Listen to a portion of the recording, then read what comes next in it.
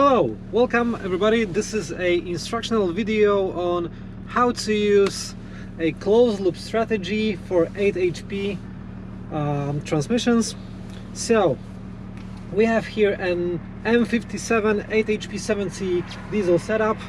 Okay, so after upgrading to 1015 update, which is a mandatory step, and performing the base adaptation, which is a output adaptation, okay, let's make sure that we have everything set up as we desire for the closed loop strategy. Okay, so first of all, we do have a shifting method, and as you can see, up shifts and the down shifts are selected to be the closed loop strategy. Okay, line pressure values. In this case, we are using a torque input from the ECU. We're getting the data over the CAN bus, okay, and this information is used to control the transmission. As you can see, the base value is set to 100%, and during the drive, torque values are set up like this. Okay, line pressure during the upshift and during the downshift. Those values can be found on the web page. Okay, on the wiki web page. There are some instructions on how to set up the rates, the data, and also in the line pressure you can find articles about how to set it up. Okay, so we have the line pressure values set up, and if you go crazy with the power, probably you'd like to increase a baseline of the pressure, but you know, those values turn out to be very versatile and very useful. Closed loop targets, also mentioned on the wiki page. So this is a good starting point for the diesel applications. If you're running gasoline, you probably would like to run a little quicker rates. But okay, so we have a setup right now in parking. The engine is idling, and this is very important thing, to be idling stably. So we head to the GCU adaptation, and we want to make the controller adaptation. Name will be changed to the transmission adaptation or the closed loop static adaptation. So in 8 HP, to make it happen, first, engine is running, confirmed. It's steady, confirmed. So now we switch to any drive mode, let's say D, and hit start controller adaptation, holding the brake. So engine is running, idle is stable, brake is applied, and you can find more information on the wiki page. Brake, e-brake, idling. Okay, so this adaptation will take around 5 minutes of time. So during this time, the transmission, the GCU, will be applying some clutches in certain order and a couple of times. So this may affect in little idle RPM drop, and those values will all be stored into the GCU internal memory and used for the closed loop learning. So during those 5 minutes, please be careful to hold the engine steady, don't play with the throttle, don't turn the steering wheel because the power steering may affect the engine idle RPM. Just wait patiently. You can see, you can hear that from time to time transmission applies a load onto the engine, making it, you know, increase the torque a little bit. It can also be seen on the live value of the torque probably. So during those 5 minutes, just be steady. In the meantime, we'll go through the wiki article saying point to point what has to be done. So as mentioned, the closed loop is a very sophisticated method, and it needs to be done precisely. There is a huge amount of a tool set in the GCU, but the user has to follow certain steps to make it learn properly, due to make this very versatile closed loop fit for their application. So first, static adaptations. Output adaptation should be performed in operating temperature, and is mandatory in upgrading to 1015. And this is what I said at the beginning. We have the engine warmed up, so the all of the solenoids are up to the temperature, and it's usually done with the engine off, ignition on, of course, mandatory. Just analyzing all of the solenoids, their parameters and such. Okay. Next thing is to make a transmission adaptation, which is happening as we said right now. Okay, around 5 minutes time, applying some clutches. So switching, holding the brake, e-brake if possible, drive, hitting start start controller adaptation, start static closed loop adaptation, okay, and just waiting. To start this adaptation, you need to be in any forward mode. It can be mode 3, which is a automatic mode, or in mode 4, which is a manual mode. Okay, so after this is done, we'll start driving. Okay, next point, torque calculation. It mentions the possible torque sources. In this case, we do have a torque input from an ECU over the CAN bus, and that's what we're using. Some setups may use a GCU calculated torque or torque tables. Those strategies will be improved even more in the next updates to make them as precise as they can be. Okay, but for now, if the OEM ECU supports torque output from the ECU, so the input to the GCU, this is the option that you want to go for because it's the most reliable value. If not, use a GCU calculated strategy, GCU calculated values. Okay, so the gear ratios. The gear ratios entered by an user are just the starting values. Okay, during the drive, it's also adapted. Live GCU analyzes the gear ratios and overrides user input values over the learned values. Okay, base target setup. So under the tab, which is called closed loop, we do have only 4 tables. Okay, this is a CLUS synchronization rate, which stands for closed loop upshift synchronization rates. Okay, and the same table for the downshift, of course, and preparation time. So starting off with the synchronization rate, this is nothing different than a shifting speed. Due to the different gear-to-gear ratios, so the amounts of the RPM that change during the shift, downshift or the upshift, we have a different delta, right? And this table defines what is the amounts of the RPM changed every second during the shift. It means the higher value, the quicker the shift will be; lower value, slower the shift will be. Instead of using the milliseconds for the whole shift time, we're using the rate, because rate is more proportional to the feel. Okay, because there are some gears that change only, let's say, 300 RPM during the shift, and there are changes that change 2000 RPM during the shift. Okay, and the preparation time correction, those values are suggested as the base ones. It's an expert mode. I won't be getting into the details in this video because we want to keep it as an instructional video on how to use it. So in very special cases, experienced user may want to play around with those values to go a little positive or a little negative. Starting values, just as mentioned here, very good one, very close ones for versatile setups. Okay, and the same story for the downshifts, of course. Now that we have the adaptation status finished, I'm going to switch back to the neutral, to the reverse, and roll back a little bit, and back to the drive,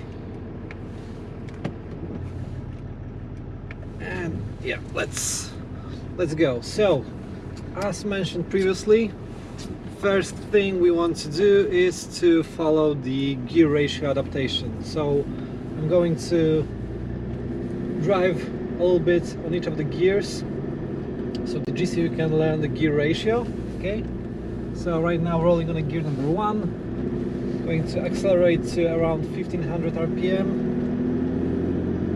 1. Okay, and the first upshifts, very careful. Nice and smooth, nice, I like it.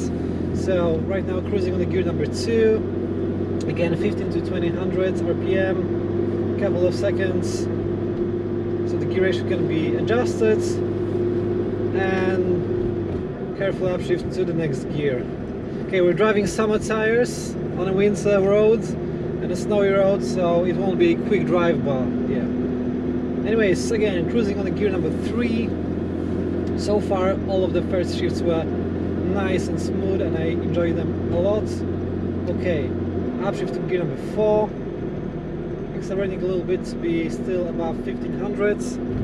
Okay, and adapting the gear ratio of the gear number 4. Right now, upshifting to the gear number 5 and cruising, adapting gear ratio of the gear number 5.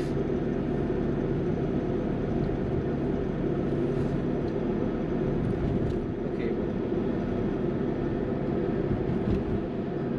and because we are going downhill right now, I need to downshift. So the first power of downshifts, it's nice. It wasn't perfect, but it was very smooth and very nice. Back to the 5th. Yes, I enjoy it quite a lot.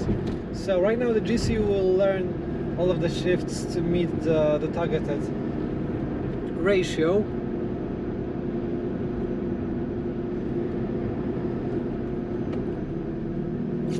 And you can see the progress of learning on the target of the shift and the actual shift analysis data log channels. So power of downshift to the 3, to 2. Okay, we can continue driving. So rolling on gear number 2, upshift to 3, 4, 5. Let's let it learn on the gear number 5. Gear number 6, again very smooth shift. Going up to the gear number 7, very smooth. Accelerate a little bit. Yeah, we may say that it already learned the gear ratio. So gear number 8. As you can see, we are already driving quite a lot of a torque. But yeah, let's downshift into the gear, let's say 3 or 4. And let's show the GCU the maximum torque input from the ECU. And from my experience, this ECU outputs maximum value of around 1000. So, okay, we've already shown. And right now the GCU knows the range of the shift. So I can start increasing the torque. And you can see those new values straight out from the adaptation. It's very nice and precise, but still let it learn step by step with every load. So, as you can see, the last shifts did follow the target quite good. So maybe it's time for the first power on downshift. So I'm hitting the downshift, and again and again. And important information is to hold the torque steady during the shift. Because if we change the torque during the shift, the adaptation will not apply. Of course, GCU will handle this case and operate the shift to be smooth and precise and safe, of course. But if we want to start the adaptation values, we need to make shifts with a constant load. So, as you can see, already those downshifts and upshifts are very nice and smooth, very usable for everyday car. And with each next shift, those lines showing the targets of the shifts and the actual values will get closer together, and the shifts will be exactly as targeted. And then when the lines are very close to each other, but you feel you want the shifts to be a little different, then play around with the target ratio values in the tables. So the more you drive, the more GCU learns, and of course go step by step. I can see it's already nice and quick on a higher load. So below 5 minutes to get a very nice and precise adaptation on GCU with a 1015 closed loop update.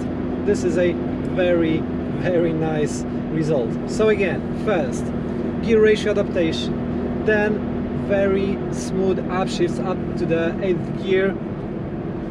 So we learn each of the gear ratios. Then the power of downshifts down, make a pull on gear, let's say 3, 4, whichever is best for you, and then start increasing the torque. Right now we are cruising on the gear number 6, so let's make power downshift to the gear number 5 and up to this 6. Down, up. A little more torque, down, up. A little more torque, down, up. A little more down, up. And this is the way to basically make the GCU land the quickest. So you play up, down, up, down, up, down, more load, more load, more load, and then go to the next gear. For example, we've been doing 6, 5, 6, 5. Let's do 5, 4, 4, 5. So 4, 5, 4, 5, 4, 5. And in a minute we'll increase the load a little bit. Now offload, downshift. Yes, nice. More load. Upshift, very nice, very quick. Downshift. So again, the more you drive, the more precise the tune will be. And yeah, if you feel like you want any of the shifts to be different, targeted, just play around with the synchro rate tables in the closed loop. Tab.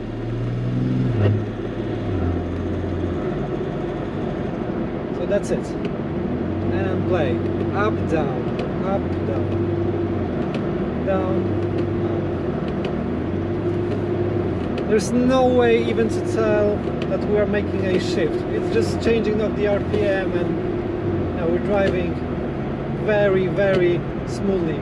And again, winter around us, summer tires, you know, I was afraid we were going to slip everywhere, but those shifts are so smooth that the car doesn't even want to jerk on the road.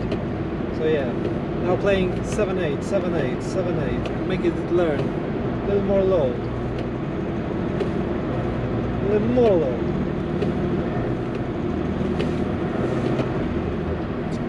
That's as easy as it sounds, just driving. So again, just drive, hold a constant torque, upshift, downshift, play around, just play around, and every next shift in any conditions, any temperature, any clutch wear lifespan, it's all continuously adapted and adjusted to be as good as possible. And the same strategy applies to low power cars and high power cars. So just following the same steps will allow you to learn, GCU to learn, let's say 200 horsepower setup and 1000 horsepower setup, just going step by step, more and more, showing it the range and going further and further and further. Downshift and load, and again. It's super nice, super fun to drive, super smooth, super good. And this setup is running no cuts, no blips. If the setup has a blip, it will be even quicker on the downshifts, even easier to use. So our direction right now with the next updates is to put more indicators of adaptation progress, of the clutch lifespan, and just make it easier and easier, and of course to move the closed loop control strategy onto the dual clutches, which is going to happen in the Q1 of the upcoming 2022 year. But for the 8 HP, more indicators for the lockup. Lockup is also controlled in a closed loop all the time, so there is no user intervention other than engage and disengage RPM up to user preferences. And yes, that's it. So I hope you all enjoy new update 1015 fully closed loop 8 HP GCU updates, and it will make your life easier driving every day your race setups with an 8-speed transmission and the GCU. If you have any questions, feel free to ask questions on the tuner community, on the email, or just direct message us at our fan page. And yeah, keep it fun. The last time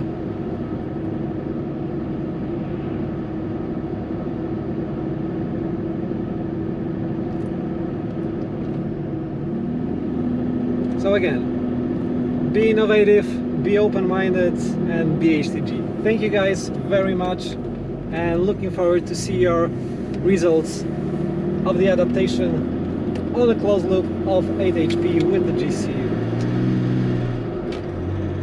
Thank you very much. Cheers.